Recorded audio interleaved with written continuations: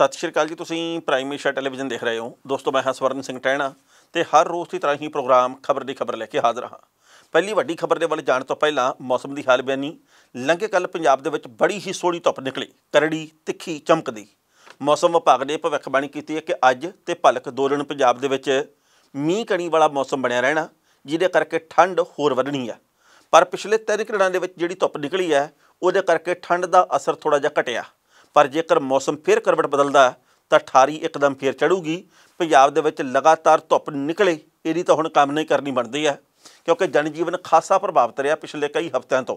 तो जदों आई बसंत पाला उड़ंत वाली गल हुंदी है तो फिर आस बजदी है भी शायद हुण ठंड घटदे क्रम दे वल जाऊगी, वधदे क्रम दे वल नहीं। सो ठंड घटण दी आस है। पर बाकी देखो जिहड़ा अंदाज़ा पेश किया गया अज ते भलक मींह कणी दा, इह किन्ना क सही साबित हुंदा। जिहड़ी पहली वड्डी खबर है वो सिद्धू परिवार नाल जुड़ी हुई है। पर उस तो पहला कुछ कुछ उन्हां शरारती अनसरां नूं, मूर्ख लोकां नूं लाणतां पाउण नूं चित करदा, जिहड़े कि किसी भी जिउंदे जागदे इनसान नूं मोया घोषित कर दिंदे, ऐलान दिंदे आ। लंघे कल पूरे का पूरा दिन मैनूं निजी तौर के उत्ते ते फेसबुक के उत्ते लगातार पोस्टां पैंदियां रहियां कि दूरदर्शन के महान खबरां पढ़न वाले सज्जण, खबरां के पेशकार रमन कुमार होरी दुनिया तो कूच कर गए। मैं आप फिक्रमंद सी, उन्हां दे नाल फोन ते गल कीती। मैं थोड़ा जिहा झिझक के गल की भी पता नहीं इस नंबर नूं कौन चक्कूगा या पता नहीं की बनूगा। पर जदों रमन कुमार होरां ने वो फोन चक्या, जदों उन्होंने मेरे नाल गल की तो मेरे मन नूं धरवास होया, मेरे मन नूं तसल्ली होई भी इन्हां दी उम्र लम्मी होवे, इन्हां दी उम्र लोक गीत जिन्नी लम्मी होवे, सब दी उम्र लम्मी होवे, असीं इस गल दी कामना करदे आ। पर उन्हां लोकां नूं लख दी लाणत सारिआं नूं पाउणी चाहीदी है जिहड़े लोक इहो जिहियां शरारतां करदे आ। तो उस तो वड्डे मूर्ख ते लाणतां दे हकदार वो लोग आ जिन्हां दे कोले पड़ताल करन दा समा नहीं हुंदा। बस किसी दी पोस्ट आई ठा करके अगे, किसी दी फोटो आई ठा करके अगे वो शरारती लोग इन्हां शरारतां दे विच वाधा करन च होर योगदान पाउंदे आ। सो गल कल्ले रमन कुमार दी नहीं, इस तो पहला लता मंगेशकर नूं भी जिउंदे जी कई वार मारिया गया इन्हां शरारती अनसरां दे वल्लों। समय समय के उत्ते कदे किसी मशहूर हस्ती नूं मार दिंदे, कदे किसी नूं मार दिंदे आ। ये शरारती लोग अपने लाइक दे लई, अपने व्यू दे लई ते अपने शेयर दे लई कुछ भी करते हैं। सुचेत रहो। तो जेकर तुहाडे कोले भी किसी की भी कोई पोस्ट आउंदी है तो जेकर तुहाडे कोले पड़ताल करने का समा नहीं तो छुरली छड्ड महकमे दे विच बिल्कुल शामिल ना होवो। उहदी पड़ताल करो फिर अगे भेजा करो, नहीं तो बस उहनूं उत्थे ही दब लिया करो। मैं कदे किसी नूं भी पोस्ट इदां दी शेयर नहीं करदा जिहदे बारे जानकारी की घाट होवे। जिहड़ी पहली वड्डी खबर आ वो ये है कि नवजोत सिंह सिद्धू अपने हलके तक सीमित होकर रह गए हैं तो चरणजीत सिंह चन्नी दे वल्लों पंजाब दे विच भलवानी गेड़ा देने का काम शुरू किया गया। नवजोत सिंह सिद्धू ने जिहड़े उन्होंने इस वेले घेरा पिया होया अमृतसर ईस्ट दे विच, उन्होंने अपने आप नूं इत्थे प्रचार दे विच पूरी तरह झोक दिता। उन्होंने पत्नी, उन्होंने टब्बर दे बाकी जी लगातार उन्होंने हक दे विच प्रचार कर रहे हैं। सिद्धू साहब पहले जाते होंदे सी सजे हुए मंच के उत्ते, पर हुण वो डोर टू डोर घरों करी जा रहे हैं तो समय की लोड़ भी है तां जो वो अपना प्रभाव होर गूढ़ा कर सकन, क्योंकि बहुत वड्डे पद्धर दे उत्ते घेरा ऐतकी उन्होंने अमृतसर ईस्ट दे विचों पिया। पर चन्नी साहबा जिहड़े वो पटियाले दे विच भी गए आ, कई होर थावां ते भी जा रहे आ। उन्हां दे वल्लों पूरे पंजाब दे विच वख-वख थावां दे उत्ते अपनी पार्टी दे उम्मीदवारां दे हक दे विच प्रचार दा सिलसिला शुरू किया गया। आप 2 थावां तो खड़े आ। उस तो अगली गल ये है भी नवजोत सिंह सिद्धू नूं जदों कोई भी पत्रकार पुछदा है भी जो हाई कमान ने तुहाडे नाल कीती की है ठीक कीती, वो कदे कोई गलत नहीं कीती। हाई कमान का फैसला सब नूं सिर मत्थे कबूल करना चाहिए। चन्नी होरां नूं अगे लाया। हुण पंजाब दा नक्श सवारन की जिम्मेवारी चन्नी दी, पंजाब दे विच मॉडल लागू करना, पंजाब मॉडल लागू करना ये जिम्मेवारी चन्नी दी, पंजाब दे विच कुछ चंगा होवे ये जिम्मेवारी चन्नी दी। मैनूं जिथे हाई कमान कहू मैं उत्थे थां ते खड़ा। पर सिद्धू साहब तां चुप करे बैठे आ इस मामले ते, जबकि नवजोत कौर सिद्धू दे वल्लों मोर्चा खोल दिता गया। कल उन्हां दा अंदरला जिहड़ा गुबार वो बाहर आया। उन्होंने ये गल कही है कि राहुल गांधी नूं गुमराह किया गया, राहुल गांधी नूं सच की जानकारी नहीं दी गई। चन्नी साहब गरीब इंसान नहीं है। उन्होंने ये गल कही है कि राहुल गांधी ने कहा कि चरणजीत सिंह चन्नी एक गरीब इंसान, इन्हों असीं मुख्यमंत्री चेहरा बनाउण लगे हाँ, साडे नालों वध अमीर ने। उन्होंने कहा कि मेरे पति देव नूं किते मौका मिलदा गल फेर बनदी, जेकर वो CM फेस बनाए जाते गल फेर बनदी। तो चन्नी साहब गरीब हैं जां अमीर इस गल का रौला बड़ा पिया। एक पासे भगवंत मान होरी कहने कि 169 करोड़ रुपए की जायदाद के मालक आ, ये किहड़ा गरीब होया इहो जिहा गरीब घर घर होवे। चन्नी साहब ये गल कहने जी कि एवें पड़ुल बनाया जा रहा मेरे मसले का। जे भाई मेरे को इन्ने पैसे होण मैं किहड़ी गल्लों दर दर ते फिरां, मैं तो सारे दे सारे पैसे गरीब लोगों दे विच आम लोगों दे विच वंड दियां। उधरों सुखबीर सिंह बादल कहने भी ये कोई गरीब गरूब नहीं, ये तो 111 दिन ਦੇ ਵਿੱਚ 10 ਕਰੋੜ ਦਾ ਰੇਤਾ ਖਾ ਗਏ। 10 ਕਰੋੜ ਦੀ ਜਾਣਕਾਰੀ ਈਡੀ ਨੂੰ ਮਿਲੀ ਹੈ। ਜੇ ਕਿਤੇ 5 ਸਾਲ ਮਿਲੇ ਹੁੰਦੇ ਕੀ ਬਣਦਾ। ਉਧਰੋਂ ਹੰਸਰਾਜ ਹੰਸ ਹੋਰਾਂ ਨੇ ਡਾਕਟਰ ਹਰਜੋਤ ਕਮਲ ਦੇ ਹੱਕ ਦੇ ਵਿੱਚ ਲੰਘੇ ਕੱਲ ਪ੍ਰਚਾਰ ਕੀਤਾ ਮੋਗੇ ਦੇ ਵਿੱਚ। ਉਹਨਾਂ ਨੇ ਇਹ ਗੱਲ ਕਹੀ ਹੈ ਕਿ ਜਿਹੜੇ ਚਰਨਜੀਤ ਸਿੰਘ ਚੰਨੀ ਨੇ ਜੇਕਰ ਉਹ ਗਰੀਬ ਬੰਦੇ ਆ ਤਾਂ ਉਹਨਾਂ ਦੀ ਲੰਮੀ ਉਮਰ ਹੋਵੇ, ਪਰ ਉਹ ਰੇਤਾ ਰੂਤਾ ਖਾਣਾ ਬੰਦ ਕਰ ਦੇਣ ਤਾਂ ਫਿਰ ਗੱਲ ਬਣਦੀ ਹੈ। ਮਤਲਬ ਇਹ ਆ ਕਿ ਹੰਸ ਹੋਰਾਂ ਨੇ ਵੀ ਆਪਣੇ ਤਰੀਕੇ ਦੇ ਨਾਲ ਚਰਨਜੀਤ ਸਿੰਘ ਚੰਨੀ ਨੂੰ ਘੇਰਿਆ ਰੇਤ ਦੇ ਮਾਮਲੇ ਦੇ ਉੱਤੇ ਤੇ ਈਡੀ ਦੇ ਮਾਮਲੇ ਦੇ ਉੱਤੇ। ਹੁਣ ਜਿਹੜੀ ਗੱਲ ਨਵਜੋਤ ਕੌਰ ਸਿੱਧੂ ਨੇ ਕਹੀ ਹੈ ਇਹਦੇ ਮੁਤਲਕ ਬਿਕਰਮ ਸਿੰਘ ਮਜੀਠੀਆ ਦਾ ਬਿਆਨ ਆਇਆ। ਉਹ ਕਹਿੰਦੇ ਵੀ ਜਦੋਂ ਵੀ ਨਵਜੋਤ ਸਿੰਘ ਸਿੱਧੂ ਨੇ ਕੁਝ ਬੋਲਣਾ ਹੁੰਦਾ ਉਸ ਤੋਂ 2-3 ਦਿਨ ਪਹਿਲਾਂ ਨਵਜੋਤ ਕੌਰ ਸਿੱਧੂ ਬੋਲਦੇ ਆ, ਤੇ ਜਿਹੜੀ ਗੱਲ ਨਵਜੋਤ ਕੌਰ ਨੇ ਕਹੀ ਹੁੰਦੀ ਆ ਉਹੀ ਨਵਜੋਤ ਸਿੰਘ ਕਹਿੰਦੇ ਆ। ਬਸ 2-3 ਦਿਨਾਂ ਬਾਅਦ ਇਹ ਵੀ ਬੋਲੇ ਲਓ ਕਿ ਮੈਂ ਠੀਕ ਸੀ, ਚੰਨੀ ਵਾਲਾ ਫੈਸਲਾ ਗਲਤ ਕੀਤਾ, ਹਾਈ ਕਮਾਨ ਨੇ ਬਹੁਤ ਵੱਡੀ ਗਲਤੀ ਕੀਤੀ ਹੈ। ਪਹਿਲਾਂ ਇਸ ਰਿਪੋਰਟ ਦਾ ਵੇਰਵਾ ਤੇ ਫਿਰ ਕਰਾਂਗੇ ਟਿੱਪਣੀ। ਨਵਜੋਤ ਸਿੰਘ ਸਿੱਧੂ ਨੂੰ ਮੁੱਖ ਮੰਤਰੀ ਚਿਹਰਾ ਨਾ ਬਣਾਏ ਜਾਣ ਤੋਂ ਬਾਅਦ ਉਹਨਾਂ ਦੀ ਪਤਨੀ ਨਵਜੋਤ ਕੌਰ ਸਿੱਧੂ ਦਾ ਦਰਦ ਛਲਕਿਆ। ਮੰਗਲਵਾਰ ਨੂੰ ਪ੍ਰਚਾਰ ਕਰ ਰਹੀ ਨਵਜੋਤ ਕੌਰ ਨੇ ਕਿਹਾ ਕਿ ਸੀਐਮ ਕੈਂਡੀਡੇਟ ਐਲਾਨ ਕਰਨ ਤੋਂ ਪਹਿਲਾਂ ਰਾਹੁਲ ਗਾਂਧੀ ਨੂੰ ਮਿਸਗਾਈਡ ਕੀਤਾ ਗਿਆ। ਉਹਨਾਂ ਦੇ ਪਤੀ ਨਵਜੋਤ ਸਿੰਘ ਸਿੱਧੂ ਹੀ ਮੁੱਖ ਮੰਤਰੀ ਚਿਹਰੇ ਦੇ ਲਈ ਢੁਕਵੇਂ ਉਮੀਦਵਾਰ ਸਨ। ਨਵਜੋਤ ਕੌਰ ਨੇ ਕਿਹਾ ਕਿ ਇਸ ਵੱਡੀ ਕੁਰਸੀ ਵਾਸਤੇ ਇੱਕ ਮਾਪਦੰਡ ਨਿਰਧਾਰਿਤ ਕੀਤਾ ਜਾਣਾ ਚਾਹੀਦਾ ਹੈ। ਸੀਐਮ ਅਹੁਦੇ ਵਾਸਤੇ ਨਾਂ ਦਾ ਐਲਾਨ ਕਰਨ ਤੋਂ ਪਹਿਲਾਂ ਉਸ ਦੀ ਐਜੂਕੇਸ਼ਨ, ਉਹਦੇ ਕੰਮ, ਇਮਾਨਦਾਰੀ ਆਦਿ ਨੂੰ ਦੇਖਿਆ ਜਾਣਾ ਚਾਹੀਦਾ। ਸਿੱਧੂ ਹੀ ਕਾਂਗਰਸ ਦੇ ਵਿੱਚ ਇਸ ਅਹੁਦੇ ਦੇ ਲਈ ਸਹੀ ਉਮੀਦਵਾਰ ਸਨ। ਨਵਜੋਤ ਕੌਰ ਸਿੱਧੂ ਨੇ ਕਿਹਾ ਕਿ ਇਹ ਸਭ ਕੁਝ ਇਸ ਲਈ ਨਹੀਂ ਕਹਿ ਰਹੀ ਕਿ ਸਿੱਧੂ ਉਹਨਾਂ ਦੇ ਪਤੀ ਨੇ, ਬਲਕਿ ਉਹਨਾਂ ਦਾ ਮਾਡਲ ਕਾਫੀ ਚੰਗਾ ਹੈ। ਜੇਕਰ ਉਹ ਸੀਐਮ ਬਣ ਜਾਂਦੇ ਤਾਂ 6 ਮਹੀਨਿਆਂ ਦੇ ਵਿੱਚ ਪੰਜਾਬ ਦੀਆਂ ਦਿੱਕਤਾਂ ਦੂਰ ਹੋ ਜਾਂਦੀਆਂ। ਇੱਥੇ ਵੀ ਦੱਸਣਾ ਬਣਦਾ ਕਿ ਸਿੱਧੂ ਵੀ ਆਪਣੇ ਇਲਾਕੇ ਤੱਕ ਹੁਣ ਸੀਮਿਤ ਨੇ ਤੇ ਸੋਸ਼ਲ ਮੀਡੀਆ ਤੋਂ ਉਹਨਾਂ ਨੇ ਦੂਰੀ ਬਣਾ ਲਈ ਹੈ। ਨਵਜੋਤ ਸਿੰਘ ਸਿੱਧੂ ਸੋਸ਼ਲ ਮੀਡੀਆ ਦੇ ਉੱਤੇ ਕਾਫੀ ਐਕਟਿਵ ਰਹੇ ਨੇ। ਸੀਐਮ ਉਮੀਦਵਾਰ ਚਰਨਜੀਤ ਸਿੰਘ ਚੰਨੀ ਨੂੰ ਉਮੀਦਵਾਰ ਬਣਾਉਣ ਤੋਂ ਬਾਅਦ ਉਹ ਸ਼ਾਂਤ ਹੋ ਗਏ। ਉਹਨਾਂ ਦੇ ਸੋਸ਼ਲ ਮੀਡੀਆ ਅਕਾਊਂਟ ਦੇ ਉੱਤੇ ਰਾਹੁਲ ਗਾਂਧੀ ਦੇ ਲੁਧਿਆਣਾ ਦੌਰੇ ਦੀ ਵੀਡੀਓ ਨੂੰ ਹੀ ਲਾਈਵ ਕੀਤਾ ਗਿਆ ਸੀ। ਇਸ ਤੋਂ ਬਾਅਦ ਉਹਨਾਂ ਨੇ ਨਾ ਕੋਈ ਕਮੈਂਟ ਕੀਤਾ ਤੇ ਨਾ ਹੀ ਕੋਈ ਵੀਡੀਓ ਪੋਸਟ ਕੀਤੀ ਹੈ। ਹਾਈ ਕਮਾਨ ਦੇ ਨਾਲ ਹੋਣ ਦੀ ਉਹਨਾਂ ਨੇ ਗੱਲ ਕਹੀ ਹੈ, ਪਰ ਨਾਰਾਜ਼ਗੀ ਉਹਨਾਂ ਦੇ ਵਿਹਾਰ ਦੇ ਵਿੱਚੋਂ ਸਪਸ਼ਟ ਤੌਰ ਦੇ ਉੱਤੇ ਝਲਕ ਰਹੀ ਹੈ। ਹਰ ਦੂਜੇ ਦਿਨ ਹੋਰ ਸ਼ਹਿਰਾਂ ਦੇ ਵਿੱਚ ਪ੍ਰਚਾਰ ਕਰਨ ਵਾਲੇ ਸਿੱਧੂ ਹੁਣ ਸਿਰਫ ਆਪਣੇ ਹਲਕੇ ਤੱਕ ਸੀਮਿਤ ਹੋ ਗਏ ਨੇ ਤੇ ਉਹ ਆਪਣੇ ਹਲਕੇ ਦੇ ਲੋਕਾਂ ਨੂੰ ਹੀ ਮਿਲ ਰਹੇ ਨੇ। ਮੰਗਲਵਾਰ ਨੂੰ ਉਹਨਾਂ ਦੇ 2 ਪ੍ਰੋਗਰਾਮ ਮੋਕਮਪੁਰਾ ਤੇ 100 ਫੁੱਟੀ ਰੋਡ ਦੇ ਉੱਤੇ ਸੀ ਤੇ ਇਹ ਉਹਨਾਂ ਦੇ ਹਲਕੇ ਦੇ ਵਿੱਚ ਹੀ ਸਭ ਕੁਝ ਹੈ। ਸਿੱਧੂ ਮੀਡੀਆ ਦੇ ਸਾਹਮਣੇ ਇਹ ਗੱਲ ਕਹਿ ਚੁੱਕੇ ਨੇ ਕਿ ਉਹ ਸਿਰਫ ਹਾਈ ਕਮਾਨ ਦੇ ਨਾਲ ਨੇ। ਤੇ ਇੱਥੇ ਵੀ ਦੱਸਣਾ ਬਣਦਾ ਹੈ ਕਿ ਲਗਾਤਾਰ ਵਿਰੋਧੀਆਂ ਦੇ ਵੱਲੋਂ ਵੀ ਇਸ ਮਾਮਲੇ ਦਾ ਪੜੁੱਲ ਬਣਾਇਆ ਜਾ ਰਿਹਾ ਕਿ ਰਾਹੁਲ ਗਾਂਧੀ ਵੱਲੋਂ ਐਤਕੀ ਨਵਜੋਤ ਸਿੱਧੂ ਨੂੰ ਪੱਪੂ ਬਣਾ ਦਿੱਤਾ ਗਿਆ। ਇਸ ਖਬਰ ਦੇ ਉੱਤੇ ਟਿੱਪਣੀ ਕਰਨਾ ਦੋਸਤੋ, ਪਹਿਲੀ ਗੱਲ ਤਾਂ ਅਸੀਂ ਕਹਾਂਗੇ ਨਵਜੋਤ ਸਿੰਘ ਸਿੱਧੂ ਨੂੰ ਬਿਕਰਮ ਸਿੰਘ ਮਜੀਠੀਆ ਤਕੜਾ ਘੇਰਾ ਪਾ ਰਹੇ ਆ। ਕੱਲ੍ਹ ਨੂੰ ਕੌਣ ਜਿੱਤੂ ਕੌਣ ਹਾਰੂ ਆਪਾਂ ਇੱਥੇ ਬੈਠ ਕੇ ਤੈਅ ਨਹੀਂ ਕਰ ਸਕਦੇ, ਇਹ ਅੰਮ੍ਰਿਤਸਰ ਪੂਰਬੀ ਦੇ ਲੋਕਾਂ ਨੇ ਤੈਅ ਕਰਨਾ। ਪਰ ਜਿਸ ਤਰੀਕੇ ਦੇ ਨਾਲ ਸਿੱਧੂ ਹੋਰਾਂ ਨੂੰ ਇਸ ਵਕਤ ਕਾਂਗਰਸ ਦੇ ਕਈ ਵੱਡੇ ਚਿਹਰੇ, ਸਮੁੱਚਾ ਅਕਾਲੀ ਦਲ, ਪੂਰੀ ਭਾਜਪਾ ਤੇ ਸਾਰੀ ਆਮ ਆਦਮੀ ਪਾਰਟੀ ਹਰਾਉਣ ਦੇ ਲਈ ਤਿਆਰ ਬਰ ਤਿਆਰ ਹੈ। ਇਹਦੇ ਤੋਂ ਬਾਅਦ ਇਹ ਗੱਲ ਤੈਅ ਹੋ ਜਾਂਦੀ ਹੈ ਕਿ ਉਹ ਕਿਸੇ ਹੋਰ ਹਲਕੇ ਦੇ ਵਿੱਚ ਜਾ ਕੇ ਬਿਲਕੁਲ ਪ੍ਰਚਾਰ ਨਹੀਂ ਕਰਨਗੇ। ਵੋਟਾਂ ਪੈਣ ਦੇ ਵਿੱਚ ਸਿਰਫ 11-12 ਦਿਨ ਬਾਕੀ ਹੈ। ਇਸ ਕਰਕੇ ਜਿਹੜੇ ਇਹ 10-12 ਦਿਨ ਆ ਇਹ ਨਵਜੋਤ ਸਿੰਘ ਸਿੱਧੂ ਆਪਣੇ ਹਲਕੇ ਦੇ ਵਿੱਚ ਡਟ ਕੇ ਲਾਉਣ ਦੇ ਚਾਹਵਾਨ ਆ। ਉਧਰੋਂ ਬਿਕਰਮ ਸਿੰਘ ਮਜੀਠੀਆ ਨੇ ਕੱਲ੍ਹ ਇੱਕ ਬਹੁਤ ਵੱਡਾ ਸ਼ਬਦ ਕਵਾਰ ਕੀਤਾ। ਉਹ ਕਹਿੰਦੇ ਪਿਛਲੀ ਵਾਰ ਸਿੱਧੂ ਆ ਜਿਹੜੇ ਉਹ 42-43 ਹਜ਼ਾਰ ਵੋਟ ਦੇ ਫਰਕ ਨਾਲ ਜਿੱਤੇ ਸੀ। ਹੁਣ ਪਿਛਲੇ ਦਿਨੀ ਇਹਨਾਂ ਨੇ ਇਹ ਗੱਲ ਕਹੀ ਹੈ ਕਿ ਮੈਂ ਇਤਕੀ 25,000 ਤੋਂ ਵੱਧ ਵੋਟ ਦੇ ਨਾਲ ਹਰਾਊਂਗਾ ਬਿਕਰਮ ਸਿੰਘ ਮਜੀਠੀਆ ਨੂੰ। ਉਹ ਕਹਿੰਦੇ ਮੈਨੂੰ ਹਾਲੇ ਇੱਥੇ ਸਿਰਫ 4 ਦਿਨ ਹੋਏ ਆ ਆਏ ਨੂੰ ਤੇ ਇਹ ਦੇਖੋ ਜੀ 17-18 ਹਜ਼ਾਰ ਦਾ ਫਰਕ ਤਾਂ ਇਹਨਾਂ ਨੇ ਵੋਟਾਂ ਦੇ ਵਿੱਚ ਪਾ ਹੀ ਦਿੱਤਾ। ਤੇ ਜੇਕਰ ਮੈਂ ਹੋਰ ਡਟ ਕੇ ਲਾਊਂਗਾ ਇੱਥੇ ਸਮਾਂ ਤੇ ਫਿਰ ਇਹ ਸਿੱਧੂ ਨੇ ਆਪ ਹੀ ਹਾਰ ਜਾਣਾ। ਸੋ ਇਸ ਤਰੀਕੇ ਦੀ ਸ਼ਬਦਕ ਜੰਗ ਇਸ ਵੇਲੇ ਚੱਲ ਰਹੀ ਹੈ। ਮਜੀਠੀਆ ਹੋਰੀ ਇਹ ਗੱਲ ਕਹਿ ਰਹੇ ਆ ਕਿ ਸਿੱਧੂ ਸਾਹਿਬ ਹੰਕਾਰੀ ਬੰਦੇ ਆ ਤੇ ਹੰਕਾਰ ਇਤਕੀ ਇਹਨਾਂ ਦਾ ਟੁੱਟ ਜਾਣਾ, ਕਿਉਂਕਿ ਇਹਨਾਂ ਨੇ ਕਿਸੇ ਦੇ ਨਾਲ ਕੋਈ ਸਾਂਝ ਨਹੀਂ ਰੱਖੀ, ਹਰ ਕਿਸੇ ਦੇ ਉਲਟ ਫੁਲਟ ਬੋਲੇ ਆ। ਇਸ ਤੋਂ ਇਲਾਵਾ ਜੇ ਗੱਲ ਕਰਦੇ ਆ ਹਾਈ ਕਮਾਨ ਦੀ, ਤਾਂ ਹਾਈ ਕਮਾਨ ਨੇ ਵੀ ਇਉਂ ਲੱਗਦਾ ਕਿ ਨਵਜੋਤ ਸਿੰਘ ਸਿੱਧੂ ਨੂੰ ਇਕੱਲੇ ਕਰੇ ਜੇ ਛੱਡ ਦਿੱਤਾ। ਇਸ ਵੇਲੇ ਸਾਰੀਆਂ ਹੀ ਸਿਆਸੀ ਪਾਰਟੀਆਂ ਦੇ ਉਮੀਦਵਾਰ ਆਪੋ ਆਪਣੇ ਹਲਕਿਆਂ ਤੱਕ ਸੀਮਿਤ ਹੈ। ਚੰਨੀ ਹੋਰਾਂ ਨੂੰ ਜ਼ਿੰਮੇਵਾਰੀ ਮਿਲੀ ਆ ਪੂਰੇ ਪੰਜਾਬ ਦੇ ਵਿੱਚ ਭਲਵਾਨੀ ਗੇੜਾ ਦੇਣ ਦੀ। ਉਹ ਸੀਐਮ ਚਿਹਰਾ, ਇਸ ਕਰਕੇ ਉਹ ਹਰ ਥਾਂ ਤੇ ਜਾ ਰਹੇ ਆ। ਭਗਵੰਤ ਮਾਨ ਹੋਰਾਂ ਦੇ ਕੋਲੇ ਸਾਰੇ ਪੰਜਾਬ ਦੀ ਜ਼ਿੰਮੇਵਾਰੀ ਆ, ਉਹ ਜਾ ਰਹੇ ਆ। ਸੁਖਬੀਰ ਸਿੰਘ ਬਾਦਲ ਹੋਰਾਂ ਦੇ ਕੋਲੇ ਸਾਰੇ ਪੰਜਾਬ ਦੀ ਜ਼ਿੰਮੇਵਾਰੀ ਆ, ਉਹ ਜਾ ਰਹੇ ਆ। ਤੇ ਇਸ ਤੋਂ ਬਿਨਾਂ ਕੋਈ ਕਿਤੇ ਨਹੀਂ ਜਾ ਰਿਹਾ, ਸਾਰੇ ਆਪੋ ਆਪਣੇ ਹਲਕੇ ਤੱਕ ਸੀਮਿਤ ਹੈ। ਐਤਕੀ ਅੰਮ੍ਰਿਤਸਰ ਈਸਟ ਦੇ ਵਿੱਚ ਕੌਣ ਜਿੱਤੂ ਇਹ ਸਮਾਂ ਬਿਆਨ ਕਰੋ। ਪਰ ਸਿੱਧੂ ਸਾਹਿਬ ਦੇ ਅੰਦਰਲਾ ਦਰਦ ਸਮੇਂ ਦੇ ਉੱਤੇ ਕੁਝ ਕੁ ਸ਼ਬਦਾਂ ਰਾਹੀਂ ਬਾਹਰ ਆ ਰਿਹਾ।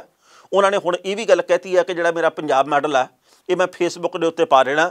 ਜੇਕਰ ਕੋਈ ਵਿਰੋਧੀ ਪਾਰਟੀ ਵੀ ਇਸ ਮਾਡਲ ਨੂੰ ਚੱਕ ਕੇ ਪੰਜਾਬ ਲਈ ਕੁਝ ਕਰਨਾ ਚਾਹੇ ਤਾਂ ਮੈਨੂੰ ਇਸ ਗੱਲ ਦੇ ਕੋਈ ਉੱਤੇ ਇਤਰਾਜ਼ ਨਹੀਂ ਹੋਊਗਾ। ਸੋ ਗੱਲ ਚੰਗੀ ਹੈ ਵੀ ਜੇਕਰ ਚੰਗੀ ਗੱਲ ਹੋਵੇ ਤਾਂ ਉਹ ਸਾਰਿਆਂ ਨੂੰ ਕਬੂਲ ਕਰਨੀ ਚਾਹੀਦੀ ਹੈ, ਸਾਰਿਆਂ ਨੂੰ ਗ੍ਰਹਿਣ ਕਰਕੇ ਉਹਦੇ ਉੱਤੇ ਅਮਲ ਕਰਨਾ ਚਾਹੀਦਾ ਹੈ। ਪਰ ਕੀ ਆਉਂਦੇ ਸਮੇਂ ਦੇ ਵਿੱਚ ਸਿੱਧੂ ਸਾਹਿਬ ਜਿੱਤ ਹਾਸਲ ਕਰ ਸਕਣਗੇ? ਕੀ ਸਿੱਧੂ ਸਾਹਿਬ ਜੇਕਰ ਹਾਰ ਜਾਂਦੇ ਤਾਂ ਉਹ ਰਾਜਨੀਤੀ ਨਾਲ ਜੁੜੇ ਰਹਿਣਗੇ? ਕੀ ਸਿੱਧੂ ਸਾਹਿਬ ਆਉਂਦੇ ਸਮੇਂ ਦੇ ਵਿੱਚ ਕਾਂਗਰਸ ਨੂੰ ਅਲਵਿਦਾ ਕਹਿਣਗੇ? ਜੇਕਰ ਮੰਨ ਲਓ ਉਹਨਾਂ ਦੀ ਹਾਰ ਹੋ ਜਾਂਦੀ ਹੈ ਤਾਂ ਕੀ ਉਹ ਆਪਣੇ ਪੁਰਾਣੇ ਪ੍ਰੋਫੈਸ਼ਨ ਦੇ ਵਿੱਚ ਵਾਪਸ ਚਲੇ ਜਾਣਗੇ?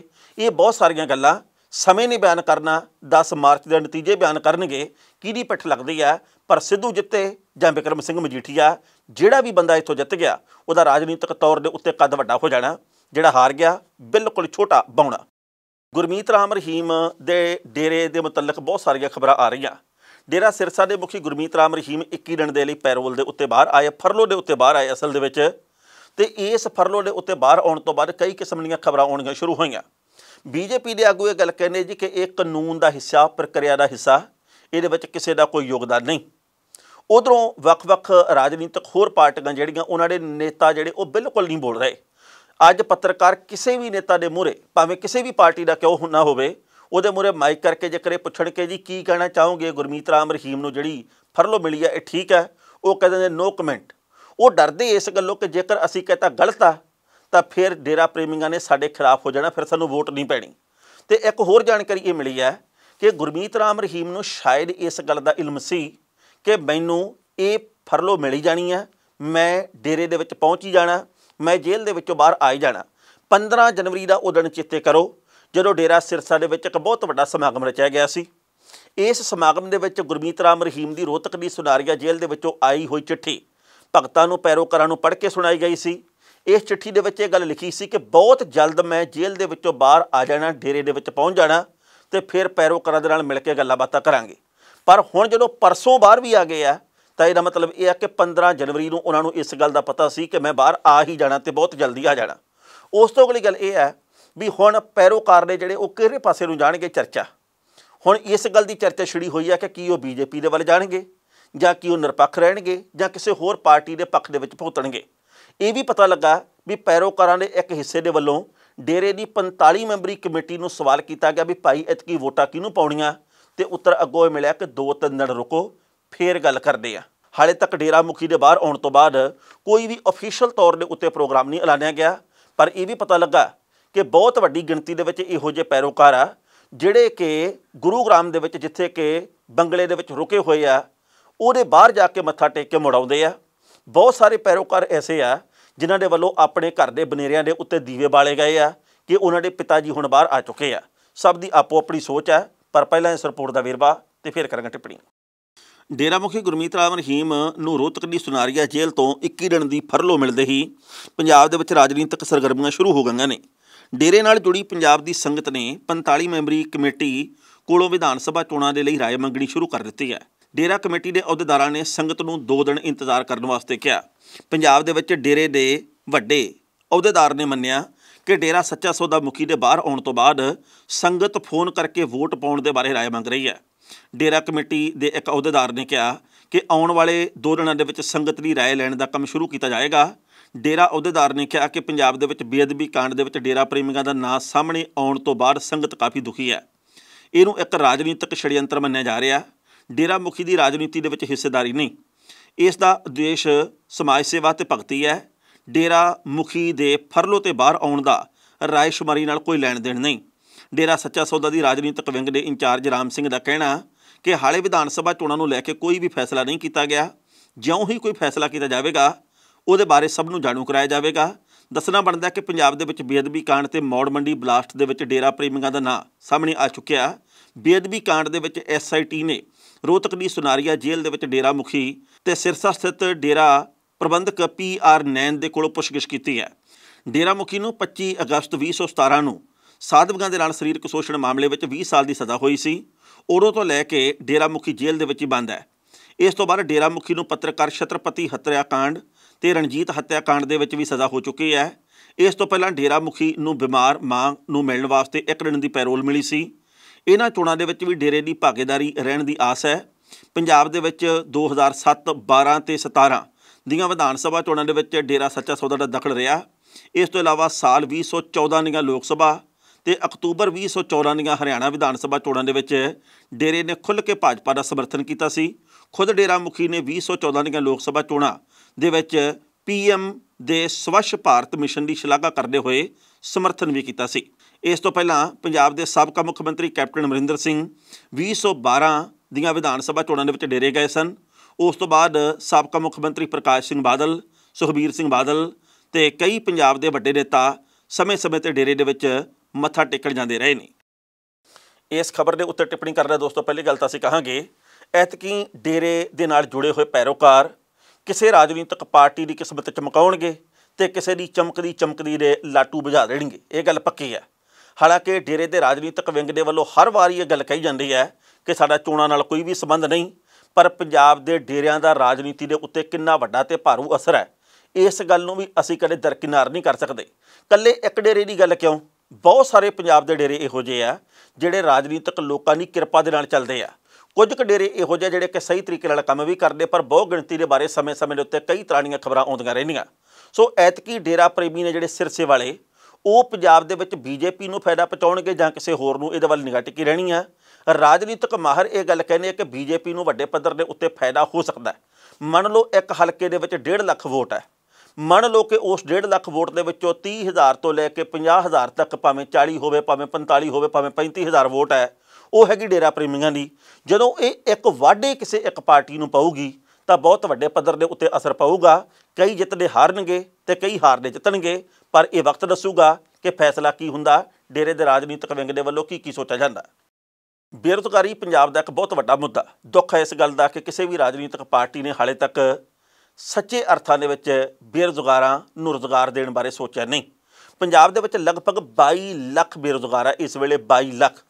ਤੇ ਜਿਹੜੇ ਸੂਬੇ ਦੇ ਵਿੱਚ 22 ਲੱਖ ਯਾਨੀ ਕਿ 20 ਲੱਖ ਤੋਂ ਉੱਤੇ ਲਗਭਗ 25 ਲੱਖ ਲੋਕ ਬੇਰੁਜ਼ਗਾਰ ਹੋਣ, ਡਿਗਰੀਆਂ ਬੋਝੇ ਦੇ ਵਿੱਚ ਪਾ ਕੇ ਫਿਰਦੇ ਹੋਣ, ਉਸ ਸੂਬੇ ਦੇ ਲੋਕ, ਉਸ ਸੂਬੇ ਦੇ ਨੌਜਵਾਨ ਮੁੰਡੇ ਕੁੜੀਆਂ ਆਪਣੇ ਟੱਬਰਾਂ ਦੀ ਜਾਇਦਾਦ ਵੇਚ ਕੇ, ਕਰਜ਼ਾ ਚੱਕ ਕੇ, ਜ਼ਮੀਨਾਂ ਗਹਿਣੇ ਪਾ ਕੇ ਵਿਦੇਸ਼ਾਂ ਦੇ ਵੱਲ ਕਿਉਂ ਨਾ ਭੱਜਣ। ਜੇਕਰ ਇਸ ਥਾਂ ਦੇ ਉੱਤੇ ਰਾਜਨੀਤਿਕ ਲੋਕ ਸਹੀ ਤਰੀਕੇ ਦੇ ਨਾਲ ਕਾਬਲੀਅਤ ਮੁਤਾਬਕ ਰੁਜ਼ਗਾਰ ਦੇਣ, ਤਨਖਾਹ ਮਿਲਦੀ ਹੋਵੇ, ਭਵਿੱਖ ਸੁਨਹਿਰਾ ਹੋਵੇ, ਭਵਿੱਖ 'ਚ ਹਨੇਰਾ ਨਾ ਦਿਸਦਾ ਹੋਵੇ, ਤਾਂ ਕਿਸੇ ਦਾ ਚਿੱਤ ਨਹੀਂ ਕਰਦਾ ਕਿ ਆਪਣੇ ਪਿੰਡ ਨੂੰ, ਗਲੀ ਨੂੰ, ਗੁਆਂਢ ਨੂੰ, ਮਾਪਿਆਂ ਨੂੰ, ਨਾਲ ਦੇ ਜੰਮੇ ਜਾਇਆਂ ਨੂੰ, ਦੋਸਤਾਂ ਮਿੱਤਰਾਂ ਨੂੰ ਉਸ ਮਿੱਟੀ ਨੂੰ ਛੱਡ ਕੇ ਬਾਹਰਲੇ ਮੁਲਕ ਜਾਇਆ ਜਾਵੇ ਜਿਹੜੀ ਮਿੱਟੀ ਦੇ ਵਿੱਚੋਂ ਘੁਲਦੇ ਰਹੇ ਆ, ਜਿਹੜੀ ਮਿੱਟੀ ਦੇ ਵਿੱਚੋਂ ਖੇਡਦੇ ਰਹੇ ਆ। ਜਿਹੜੀ ਰਿਪੋਰਟ ਆਈ ਹੈ ਉਹ ਦੱਸਣ ਦੇ ਲਈ ਕਾਫੀ ਹੈ ਕਿ ਪੰਜਾਬ ਦੇ ਸਾਰੇ ਹੀ ਵੱਖ-ਵੱਖ ਪਾਰਟੀਆਂ ਦੇ ਰਾਜਨੀਤਿਕ ਨੇਤਾ ਬੇਰੁਜ਼ਗਾਰਾਂ ਨੂੰ ਝੰਜੋੜਨ ਵਾਸਤੇ, ਝੰਬੜਨ ਦੇ ਵਾਸਤੇ ਕੰਮ ਕਰਦੇ ਰਹੇ ਆ। ਘਰ ਘਰ ਰੁਜ਼ਗਾਰ ਦੇ ਨਾਂ ਦੇ ਉੱਤੇ ਕਿਸੇ ਵੱਡੇ ਨੇਤਾ ਦੇ ਪੁੱਤ ਨੂੰ ਡੀਐਸਪੀ ਬਣਾ ਦਿੱਤਾ ਜਾਂਦਾ, ਕਿਸੇ ਦੇ ਧੀ ਪੁੱਤ ਨੂੰ ਤਹਿਸੀਲਦਾਰ ਲਾ ਦਿੱਤਾ ਜਾਂਦਾ, ਕਿਸੇ ਨੂੰ ਕੋਈ ਨੌਕਰੀ ਮਿਲ ਜਾਂਦੀ ਹੈ, ਕਿਸੇ ਨੂੰ ਕੋਈ ਨੌਕਰੀ ਮਿਲ ਜਾਂਦੀ ਹੈ। ਰੱਜਿਆਂ ਨੂੰ ਰਜਾਉਣ ਦਾ ਕੰਮ ਚੱਲਦਾ ਤੇ ਜਿਹੜੇ ਕਾਬਲ ਆ ਉਹ ਟੈਂਕੀਆਂ ਦੇ ਉੱਤੇ ਚੜੇ ਰਹਿੰਦੇ ਆ ਕਈ ਸਾਲ। ਉਹਨਾਂ ਦੇ ਡਾਂਗ ਫਿਰਦੀ ਆ, ਉਹਨਾਂ ਦੇ ਪਾੜੀ ਦੀਆਂ ਵਾਛੜਾਂ ਪੈਂਦੀਆਂ, ਉਹਨਾਂ ਦੇ ਉੱਤੇ ਅਥਰੂ ਗੈਸ ਦੇ ਗੋਲੇ ਸੁੱਟੇ ਜਾਂਦੇ ਆ। ਉਹ ਵਿਚਾਰੇ ਮਟਕਾ ਚੌਂਕ ਦੇ ਵਿੱਚ ਪ੍ਰਦਰਸ਼ਨ ਕਰਦੇ ਦਮ ਤੋੜ ਜਾਂਦੇ ਕਈ ਤਾਂ। ਪਹਿਲਾਂ ਇਸ ਰਿਪੋਰਟ ਦਾ ਵੇਰਵਾ ਤੇ ਫਿਰ ਕਰਾਂਗੇ ਟਿੱਪਣੀ। ਪੰਜਾਬ ਸੂਬੇ ਦੇ ਬੇਰੁਜ਼ਗਾਰ ਫਿਰ ਤੋਂ ਰਾਜਨੀਤਿਕ ਦਲਾਂ ਦੇ ਚਹੇਤੇ ਬਣ ਗਏ ਨੇ। ਇਹਨਾਂ ਨੂੰ ਲੱਖਾਂ ਦੀ ਗਿਣਤੀ ਦੇ ਵਿੱਚ ਰੁਜ਼ਗਾਰ ਦੇਣ ਦੇ ਵਾਅਦੇ ਕੀਤੇ ਜਾ ਰਹੇ ਨੇ। ਇਲੈਕਸ਼ਨ ਦੇ ਵਿੱਚ ਸਿਆਸਤ ਦੀ ਵੱਡੀ ਖੁਰਾਕ ਤੇ ਰਾਜਨੀਤਿਕ ਲੋਕਾਂ ਦਾ ਵੱਡਾ ਰੁਜ਼ਗਾਰ ਬਣ ਗਏ ਨੇ ਇਹ ਬੇਰੁਜ਼ਗਾਰ, ਜਿਨ੍ਹਾਂ ਦੇ ਕੋਲ 99 ਲੱਖ ਤੋਂ ਵੱਧ ਦੀਆਂ ਵੋਟਾਂ ਨੇ। ਪੰਜਾਬ ਦੀ ਜਨਤਾ ਨੇ ਇੱਕ ਸਰਵੇ ਦੇ ਵਿੱਚ ਦੱਸਿਆ ਕਿ ਬੇਰੁਜ਼ਗਾਰੀ ਕਿੰਨਾ ਵੱਡਾ ਮੁੱਦਾ ਹੈ। ਪੜਤਾਲ ਦੇ ਵਿੱਚ ਇਸ ਗੱਲ ਦਾ ਪਤਾ ਲੱਗਾ ਕਿ ਸੂਬੇ ਦੇ ਵਿੱਚ 2 ਕਰੋੜ ਤੇ 14 ਲੱਖ ਦੇ ਕਰੀਬ ਵੋਟਰ ਨੇ। ਇਹਦੇ ਵਿੱਚੋਂ 99 ਲੱਖ ਤੋਂ ਵੱਧ ਵੋਟਰ ਯਾਨੀ ਕਿ 46% 18 ਤੋਂ ਲੈ ਕੇ 40 ਸਾਲ ਉਮਰ ਵਰਗ ਦੇ ਨੇ। ਪੰਜਾਬ ਦੇ ਵਿੱਚ 22 ਲੱਖ ਬੇਰੁਜ਼ਗਾਰ ਨੌਜਵਾਨ ਨੇ। ਸਰਕਾਰ ਦੇ ਵੱਲੋਂ ਰਜਿਸਟਰਡ ਪੰਜਾਬ ਘਰ ਘਰ ਰੁਜ਼ਗਾਰ ਪੋਰਟਲ ਤੇ 19,464 ਰੁਜ਼ਗਾਰ ਦੱਸੇ ਗਏ ਨੇ। ਇਹਦੇ ਵਿੱਚੋਂ 10,552 ਸਰਕਾਰੀ ਤੇ 9,912 ਪ੍ਰਾਈਵੇਟ ਨੇ। 13,38,603 ਨੌਜਵਾਨ ਰੁਜ਼ਗਾਰ ਦੇ ਲਈ ਰਜਿਸਟਰਡ ਨੇ। ਇਹਨਾਂ ਨੂੰ ਨੌਕਰੀ ਮਿਲੀ, ਪਰ ਤਨਖਾਹ 8 ਤੋਂ ਲੈ ਕੇ 10,000 ਰੁਪਈਆ ਮਹੀਨਾ। ਲੋਕ ਜ਼ਮੀਨਾਂ ਵੇਚ ਕੇ ਵਿਦੇਸ਼ ਜਾ ਰਹੇ ਨੇ। 15 ਲੱਖ ਲੋਕ Canada, America, Japan, England, New Zealand ਪਿਛਲੇ ਕੁਝ ਵਰ੍ਹਿਆਂ ਦੇ ਵਿੱਚ ਗਏ ਨੇ। Federation of industrial and commercial organisation ਦੇ ਪ੍ਰਧਾਨ ਗੁਰਮੀਤ ਸਿੰਘ ਕੁਲਾਰ ਦਾ ਕਹਿਣਾ, ਸਰਕਾਰ ਇੰਡਸਟਰੀ ਡਿਵੈਲਪ ਕਰ ਦੇਵੇ ਤਾਂ ਸਾਰੇ ਰੁਜ਼ਗਾਰ ਦੇ ਵਾਅਦੇ ਪੂਰੇ ਹੋ ਸਕਦੇ ਨੇ। ਹਰ ਸਾਲ ਪੰਜਾਬ ਦੇ ਵਿੱਚ ਬੇਰੁਜ਼ਗਾਰਾਂ ਦੀ ਗਿਣਤੀ ਵਿੱਚ ਵਾਧਾ ਹੋ ਰਿਹਾ। ਇਸ ਖਬਰ ਦੇ ਉੱਤੇ ਟਿੱਪਣੀ ਕਰਦਿਆਂ ਪਹਿਲੀ ਗੱਲ ਤਾਂ ਇਹ ਕਹਾਂਗੇ ਕਿ ਬੇਰੁਜ਼ਗਾਰਾਂ ਨੂੰ ਵੀ ਸਿਰਫ ਇੱਕ ਮੁੱਦਾ ਬਣਾ ਕੇ ਵਰਤਿਆ ਜਾਂਦਾ ਹੈ। ਯਾਦ ਕਰੋ ਕੈਪਟਨ ਅਮਰਿੰਦਰ ਸਿੰਘ ਦਾ ਉਹ ਵਾਅਦਾ ਜਿਹਦੇ ਵਿੱਚ ਉਹ ਗੱਲ ਕਹਿੰਦੇ ਸੀ ਵੀ ਜਿਨ੍ਹਾਂ ਨੂੰ ਰੁਜ਼ਗਾਰ ਨਹੀਂ ਮਿਲੂਗਾ ਉਹਨਾਂ ਨੂੰ 25-2500 ਰੁਪਈਆ ਅਸੀਂ ਬੇਰੁਜ਼ਗਾਰੀ ਭੱਤਾ ਦੇਵਾਂਗੇ। ਪਰ ਕੀ ਪੰਜਾਬ ਦੇ ਕਿਸੇ ਇੱਕ ਨੌਜਵਾਨ ਨੂੰ, ਇੱਕ ਮੁੰਡੇ ਜਾਂ ਕੁੜੀ ਨੂੰ 2500 ਰੁਪਈਆ ਕੀ ਇੱਕ ਮਹੀਨੇ ਦੇ ਵਿੱਚ ਵੀ ਮਿਲਿਆ? ਪਿਛਲੇ 5 ਵਰ੍ਹਿਆਂ ਦੇ ਵਿੱਚ ਸਿਰਫ ਇੱਕ ਨੌਜਵਾਨ ਇੱਕ ਮਹੀਨੇ ਦਾ ਕਿਸੇ ਨੂੰ 2500 ਰੁਪਈਆ ਮਿਲਿਆ ਹੋਵੇ? ਕੀ ਪੰਜਾਬ ਦੇ ਵਿੱਚ ਘਰ ਘਰ ਰੁਜ਼ਗਾਰ ਮਿਲਿਆ? ਮੇਰੀ ਬੇਨਤੀ ਹੈ ਜਿਹੜੇ ਵੀ ਇਸ ਵਕਤ ਭੈਣਾਂ ਵੀਰੇ ਪ੍ਰੋਗਰਾਮ ਦੇਖ ਰਹੇ ਆ, ਜੇਕਰ ਉਹਨਾਂ ਦੇ ਪਿੰਡ ਦੇ ਵਿੱਚ ਘਰ ਘਰ ਰੁਜ਼ਗਾਰ ਤਹਿਤ ਕਿਸੇ ਨੂੰ ਰੁਜ਼ਗਾਰ ਮਿਲਿਆ, ਉਹ ਟਿੱਪਣੀ ਥੱਲੇ ਕਰ ਸਕਦੇ ਆ ਫੇਸਬੁੱਕ ਤੇ ਜਾਂ YouTube ਦੇ ਉੱਤੇ। ਪਰ ਇਹ ਸਿਰਫ ਡਰਾਮੇਬਾਜ਼ੀ ਕੀਤੀ ਜਾਂਦੀ ਹੈ। ਬੇਰੁਜ਼ਗਾਰ ਵੱਧ ਰਹੇ ਆ। ਰਾਜਨੀਤਿਕ ਲੋਕਾਂ ਦੇ ਨਿਆਣੇ ਆ ਜਿਹੜੇ ਇਸ ਵਕਤ ਚੋਣ ਪ੍ਰਚਾਰ ਦੇ ਵਿੱਚ ਡਟੇ ਹੋਏ ਆ, ਕਿਉਂਕਿ ਉਹਨਾਂ ਨੂੰ ਪਤਾ ਵੀ ਸਾਡੇ ਘਰ ਦੇ ਵਿੱਚ ਹੀ ਸਿਆਸਤ ਰਹੂਗੀ। ਸਾਡਾ ਟੱਬਰ ਜਦੋਂ ਜਿੱਤ ਜੂਗਾ ਫਿਰ ਸਾਡੇ ਟੱਬਰ ਦੇ ਹਿੱਸੇ ਨੇਤਾਗਰੀ ਆਊਗੀ, ਸਾਡੇ ਹਿੱਸੇ ਦੇ ਵਿੱਚ ਆ ਜਾਊਗੀ। ਜਿਹੜੇ ਵੋਟਰ ਆ ਉਹਨਾਂ ਦੇ ਧੀਆਂ ਪੁੱਤ ਵਿਦੇਸ਼ਾਂ ਵੱਲ ਭੱਜ ਰਹੇ ਆ। ਜਿਹੜੇ ਰਾਜਨੀਤਿਕ ਲੋਕਾਂ ਦੇ ਧੀਆਂ ਪੁੱਤ ਆ ਜਾਂ ਰਿਸ਼ਤੇਦਾਰ ਆ, ਉਹ ਬਾਹਰਲੇ ਮੁਲਕ 'ਚੋਂ ਆ ਕੇ ਇੱਥੇ ਪ੍ਰਚਾਰ ਕਰ ਰਹੇ ਆ, ਕਿਉਂਕਿ ਉਹਨਾਂ ਨੂੰ ਪਤਾ ਕਿ ਸਾਡਾ ਕੈਨੇਡਾ ਅਮਰੀਕਾ ਇਸੇ ਪੰਜਾਬ ਦੇ ਵਿੱਚ ਹੈ। ਜਿਨ੍ਹਾਂ ਨੂੰ ਇਸੇ ਪੰਜਾਬ ਦੇ ਵਿੱਚ ਨਹੀਂ ਕੁਝ ਭਵਿੱਖ ਲੱਭਦਾ ਚੰਗਾ, ਉਹ ਬਾਹਰਲੇ ਮੁਲਕਾਂ ਵੱਲ ਜਾ ਰਹੇ ਆ। ਲੋੜ ਇਸ ਵੇਲੇ ਇਸ ਗੱਲ ਦੀ ਹੈ ਕਿ ਅਸੀਂ ਚੰਗਿਆਂ ਨੂੰ ਚੁਣੀਏ, ਮਾੜਿਆਂ ਨੂੰ ਨਕਾਰੀਏ। ਬਹੁਤ ਕੁਝ ਹੋ ਗਿਆ, ਬਹੁਤ ਲਾਲਚ ਲੈ ਲਏ, ਬਹੁਤ ਕੁਝ ਦੇਖ ਲਿਆ, ਬੜੇ ਦਾਅਵਿਆਂ ਤੇ ਵਾਅਦਿਆਂ ਦੇ ਵਿੱਚ ਆਏ ਆ, ਪਰ ਐਤਕੀ ਭੁਚਲਾਵੇ ਦੇ ਵਿੱਚ ਨਾ ਆਈਏ, ਚੰਗੇ ਹੀ ਚੁਣੀਏ। ਖਬਰਾਂ ਦੇ ਉੱਤੇ ਵਿਚਾਰ ਚਰਚਾ ਹੋਰ ਵੀ ਹੋ ਸਕਦੀ ਸੀ, ਪਰ ਜੋ ਵਕਤ ਦੀ ਘਾਟੇ ਰੁਕਣ ਦਾ ਇਸ਼ਾਰਾ ਕਰ ਰਹੀ ਹੈ। ਕੱਲ੍ਹ ਨੂੰ ਇਸੇ ਵੇਲੇ ਖਬਰ ਦੀ ਖਬਰ ਲੈ ਕੇ ਫਿਰ ਹਾਜ਼ਰ ਹੋਵਾਂਗੇ। ਉਦੋਂ ਤੱਕ ਲਈ ਆਗਿਆ ਦਿਓ। ਬਹੁਤ ਬਹੁਤ ਮਿਹਰਬਾਨੀ।